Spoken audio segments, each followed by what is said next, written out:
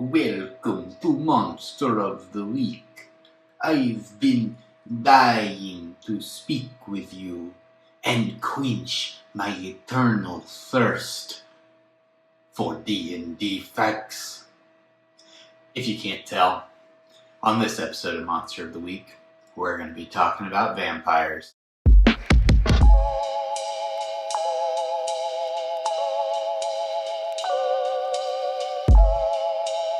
Vampires have existed in fiction for close to 2 centuries now. They started popping up around the late 1800s and kind of been a focal point in fiction ever since.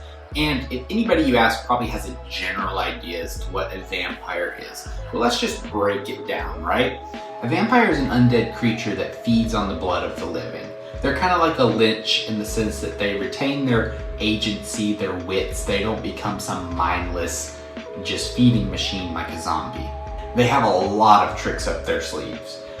They've got superhuman abilities, supernatural abilities, and they are usually categorized by 2 fangs and hanging out in dark, stormy castles. Within the lore of D&D, there is no actually definitive origin for vampires, at least none that I could find. I'm sure someone will tell me about an obscure magazine from the 80s in which it is discussed how they came from Vecna or something like that.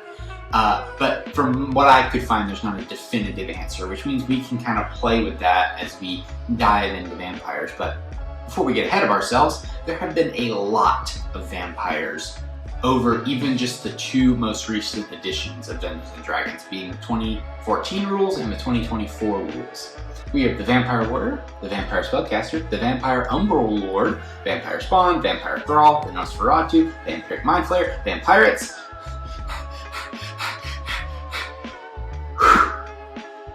Okay, but let's just focus on vampires. And I'm talking about true vampires. Vampires at their basis are predators. They may present themselves as sophisticated beings with schemes and plans, but at the end of the day, they have one desire, and that is to feed on the blood of the living. However they may present themselves, it is a mask that hides that evil undead nature. And of course, you're welcome to play with the alignment of your vampires. We all know modern fiction has been doing it with the likes of Twilight, for example. But for the sake of this video, we are going to assume that the curse of vampirism permanently alters the mind towards evil. So, if you're watching this video, you might in your brain one day want to use a vampire within your game. I think that's great. Vampires are iconic. Your players are always going to get a kick out of a vampire showing up. But how do you use a vampire? In my opinion, there are 2 types of monsters, and these monsters can actually flip categories a lot of the time, but I divide them up into 2 ways. There are story drivers, and then there's obstacles. A story driver is your big bad evil guy. Their very nature alone alters the world in a way that demands attention, either from the players or from you, the dungeon master, in how this being exists affects the world. So that's a story driver. But I also include the obstacles. The obstacles are those little tiny monsters. I like to use goblins, for example. Goblins can be a story driver, but a lot of times goblins are the obstacle, whereas the story is rescue the captive or stop the raids. The goblin in that instance is the obstacle. They're not driving the story. They're the conflict, right?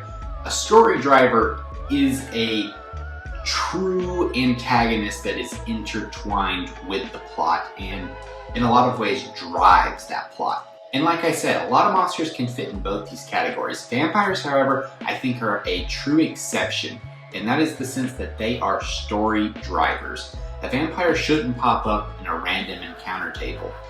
They, by their very nature, should not be something that is random. Not to say that you can't do that, but I think in a lot of ways you're going to do a vampire a disservice by having them randomly pop up or not fully fleshing out where they exist within the world. A true vampire is immortal, and they have a vast amount of time, power, and influence to shape their local area in whatever way they want. They can charm local politicians. They can raise a slew of minions, whether that's vampiric thralls or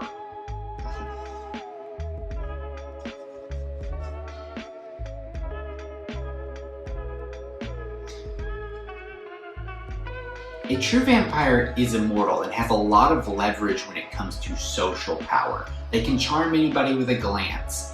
At any point in time, they can create a vampire spawn, so they have a slew of minions at their command. They'll have resources, their lair will be well defended, and they will have no shortage of time to prepare for any threat that might arise. And in all honesty, a good vampire might never have to leave their lair unless they want to. And that's especially so if they know that there's pesky adventurers lurking around. So how do you make this kind of villain compelling? In a lot of ways, what we just discussed, players may not even know that that vampire is there, especially if their influence is so insidious and subtle that they are just pulling strings, and that in and of itself is unraveling and finding out what is going on behind the scenes that may eventually lead you into conflict with said vampire. Vampires aren't mustache-twirling villains, though. Most of the time, their obsessions and schemes are personal. And one rule of writing any character, and this goes for any character, whether from the smallest side character to the biggest protagonist, is they need to have a want and a need. And a lot of time, those two things are different. And what makes an antagonist typically is that they have a want, but they are either unable to identify their need or unable to obtain that need. And so they focus in on that want. Whereas what typically makes a hero is that they can identify their need and they will eventually shift that want to the need, or the two will mesh into something cohesive, bringing them forward. A vampire can't do that. And for vampires, it's against their very nature to be able to identify that and almost humanize themselves, because like we said in the beginning, they're undead.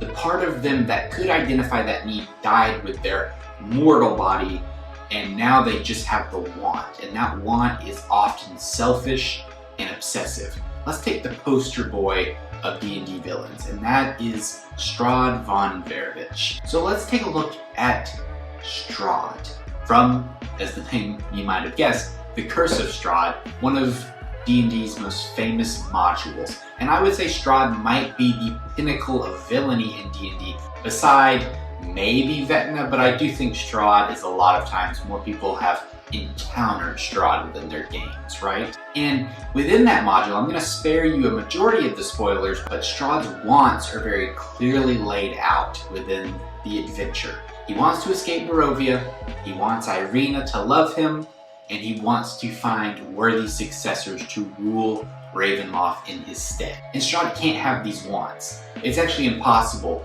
because Ravenloft in itself is his prison created by the Dark Powers. He is unable to obtain, and that is where a lot of his villainy and this kind of unspoken rage comes from. Like Strahd, we joke, he is the incel. He is mad at the world and sitting in his dank little crypt talking about like, oh, Irina loves me, she shouldn't deserve me. So his wants are actually unobtainable. He can escape Barovia. It is his prison. The Dark Powers have made it so, and a lot of humbo jumbo, he made a pact with these Dark Powers. That's why he's a vampire in the first place. So we know his wants, but what's his need? So like I said, I'm gonna spare a lot of the spoilers here, but I think that Strahd's need is to forgive himself for killing his brother. Killing his brother was the decision that put him on this path of villainy into the Dark Powers, into vampirism, into losing Irina, right? Or Tatiana, as I should say, as she is being reincarnated over all of this time. So not being able to fulfill that need of forgiving his brother is what's driving him down this road. And that is kind of like the number one rule of vampires.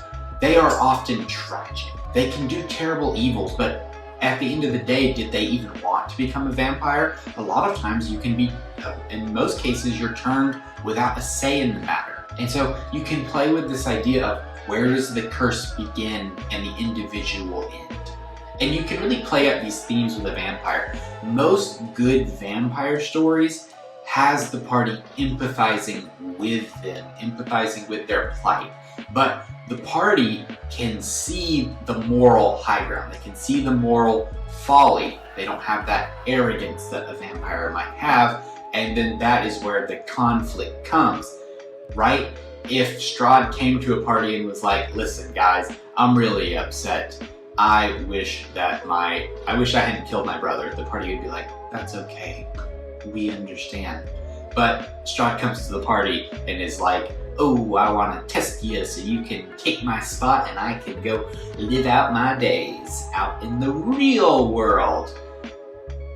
Okay, you know, a lot of parties might not have a problem with that, but then you start talking about kidnapping this woman who doesn't have any memory of you and all the other evil stuff that Strahd gets up to, and that's where that line and friction starts to be drawn. So the key to the vampire is that it is completely and utterly irredeemable by its very nature. You can play with the party's heartstrings, you can pull them along, manipulate them a little bit, and if all else fails and you can't get your players invested in a vampire's personal story, just make them hot. Players love when you make the bad guy hot. I think vampires actually work better from tiers 1 to 2, which is levels 1 to like 10 or somewhere in there. And I think if you're going to do a short arc with a vampire, tier 2 is where you want to be at. If you're doing more of a campaign, that's where you're going to go tier 1 to tier 2. And the reason I say that is because, as I'm sure you might already know, and we're going to discuss soon, the vampire stat block leaves a little bit to be desired. So let's take a look at that stat block. Typically I would take the 2014 and the 2024 versions and compare if there were enough differences to make note of it. But in this case, I really prefer the 2024 version over the 2014 version, besides one little part which we will talk about later, so keep that in mind. So let's kind of look at the meat of this vampire stat block. They've got good saves across the board with a fine AC, a pretty good amount of HP for their CR. I like to draw attention to that +9 stealth score though. That's a mystery tool that's going to help us later. At this point I normally pivot towards their traits, but I'm going to go straight to actions instead here. So Grave Strike is a really good improvement on the 2014 Slams attack. It's got moderate bludgeoning damage with a dose of necrotic to match. Overall, you're going to average about 15 damage off this attack. The major improvement, however, is in the fact that you automatically grapple the target, which leads us well into the bite attack. The bite attack requires that the target be grappled, restrained, or incapacitated. The advantage to this version of the bite is that it's a constitution save as opposed to an attack roll. This favors the vampire heavily, as now those heavy armored clerics holding concentration on the moonbeam or some other radiant damage spell are now being chipped away at, instead of relying on those big 20 ACs. Not to mention the hit point max reduction with the healing granted to the vampire, and a particularly nasty little detail about a creature reduced to 0 and buried rises as vampire spawn. But as an important note, being reduced to 0 hit points by this ability doesn't kill you outright, and so that leaves some weird vague details for you to fuss about what actually constitutes being killed by the bite. And typically your player characters are not going to be risen as vampire spawns, unless of course they have an unhealthy obsession with a certain pale elf. So with only 2 actions, there's not much to focus on here. With their multi-attack of 2 Grave Strikes and a bite, it comes out to about 49 damage a round, give or take, which is actually kind of low for a CR 13 monster, given the fact that an adult white dragon is also within that CR 13 and they can dish out about 49 damage to an entire party of adventurers with 1 breath weapon. And of course, we do need to discuss the bonus actions. Charm is fairly straightforward. It's moved to a recharge and reclassified as a charm person spell. The vampire's charm is really just a potent tool for turning the party against itself. It's not a dominate person, so rules as written, it should kind of turn out more like a guys, stop fighting, this isn't you, more so than a I will slay my best friends for you, my dark and powerful lord. Shape change, also pretty straightforward. Turn into a bat or turn into a cloud of mist. Both have slightly different speeds and the bat can bite, but given the rules of the bite, I don't see an instance where that could actually happen, unless maybe the bat was just kind of hanging out on a charmed victim's shoulders, sucking up some of that good old life juice. The more I dive into the stat blocks, actually, the more questions I have about the design of it, but we're gonna just pretend that I didn't say that I really prefer the stat block at the beginning of this video. Okay, legendary actions. 2 simple ones, Beguile and Deathless Strike. Beguile just lets the vampire cast command once, neat. The Deathless Strike just lets the vampire move and attack. Very straightforward. But this is the spicy one because it effectively raises the vampire's damage per round to about 94, which is a substantial amount of single target damage, which is actually pretty good for a CR13 monster. Now, let's talk about the wall of text that is the vampire's traits, because there are a lot of them. And we always, of course, have to start with the elephant in the room, the vampire's weaknesses. Forbiddance is the classic idea that a vampire can't enter a home without an invitation. Running water, and deals acid damage to a vampire within running water. Who figured? Stake to the heart, if you drive a piercing weapon into the vampire's heart while it's incapacitated in its resting place, it's paralyzed until the stake is removed. Then, the Mac Daddy of them all, sunlight. If the vampire starts its turn in sunlight, takes 20 radiant damage, and has disadvantage on all its ability checks and attack rolls. These weaknesses are classics to vampires, and like we talked about in the beginning, vampires are very well known, so we all have this collective idea as to what the vampire's weaknesses are. Sunlight, stake to the hearts, and you kind of get into the forbiddance as one of the big 3 that people know, as well as like garlic, right? But garlic's not in here, so maybe you can trick your players and get them to eat a bunch of garlic bread before the fight. Normally, in horror fiction, these weaknesses are something that a crafty protagonist can exploit. However, in a world so steeped in magic like most Dungeons & Dragons world, the ability to cast sunlight is not that hard. A 5th level cleric can conjure up daylight itself, and that's enough to send a fully fledged vampire running for the hills. And we're not going to get too lost in the weeds on this because I do think that the vampire can overcome this, and we'll get into that in just a moment. So let's talk about the vampire's 3 legendary resistance, 4 if they're in their lair. That's pretty self-explanatory. Legendary resistance basically just means if they fail a save 3 times a day, you as the DM can say, no they don't. And it becomes 4 if they're in their lair. And a spoiler alert that we're going to get into with the vampire's tactics, a vampire should never leave its lair if they can help it. Misty Escape means that when the vampire is reduced to 0 hit points, it instantly shifts into its mist form, and then it needs to reach its resting place within 2 hours or it would be destroyed. Once it's there, it regenerates after an hour with 1 hit points, and it starts recovering hit points from there. Last but not least, we've got this little trait called Spider Climb, and that's what's going to bring this whole thing together and tie it up in a nice little bow. This is a fat stat block with a lot of text, but at the end of the day, the vampire is really just a glorified brawler with self-sustain and some unique battlefield control with its castings and hypnotic gaze. They're fast and they can dish out a lot of damage pretty quickly. So it's not a hard conclusion to come to that the vampire is an ambush predator. And that's kind of atypical of a big bad in something like D&D, right? When we imagine a big bad final boss fight, we imagine a big room, an arena. And we see this with all sorts of monsters in D&D, and pretty much every boss battle in any video game we've ever played, right? And so it's ingrained in our brains that the vampire should stand there and fight. They should stand there and have an all-out brawl with the party winner takes all. What if I told you that the vampire should really, if they can help it, never take a straight-up fight with the party? Let's look at vampires again. Where do they hang out? Castles, old abandoned manors, catacombs, sewers, all places that should be claustrophobic, right? And we've already discussed how vampires can dish out a lot of single target damage, but that doesn't really matter when you're getting blasted by the entire party every time you show yourself. That's just basic action economy. So let's picture this. Your party, they've chased an elusive vampire into the sewers below the city. They've been hunting them for weeks, months, and they finally found their lair. But they're prepared. The paladin's in the front, ready to smite the vampire the first chance he gets. The fighters in the back guarding the rear. And you've got the wizard and cleric in the middle, ready to conjure up some light at a moment's notice. They're moving slowly, cautiously. But what they don't notice is the opening above their head, the pipe where water would flow down. And as they walk underneath it, there's a flash of shadow, and a pair of hands grab down, reach down, grab the wizard, pull him back up. And before the party can even react, he's been pulled 60 feet up and beaten down with 90 points of damage. By the time the party gets up there, they'll find him unconscious and bloodied. This sort of ambush is exactly the kind of thing that should drive a vampire encounter. And right, vampires are horror monsters. And in a game like D&D, it's hard to bring horror. You can't jump scare your D&D party on most occasions, right? But what you can do is raise their tension and their stress levels. Vampires are a staple of horror, and it's hard to get horror across in a game like D&D.